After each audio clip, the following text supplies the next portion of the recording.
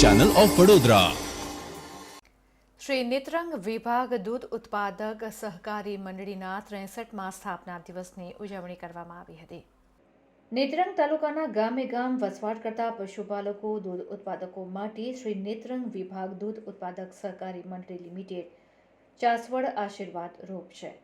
નેત્રંગ વિભાગ દૂધ ઉત્પાદક સહકારી મંડળી લિમિટેડની સ્થાપના તારીખ 31/1/1962માં કરવામાં આવી હતી.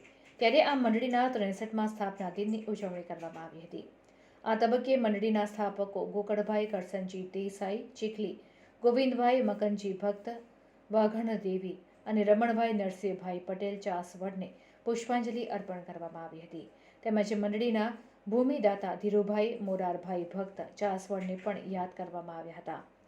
સ્વાગત પ્રવચન મંડળી પ્રમુખ કવિભાઈ કે વસાવા દ્વારા કરવામાં આવ્યું હતું.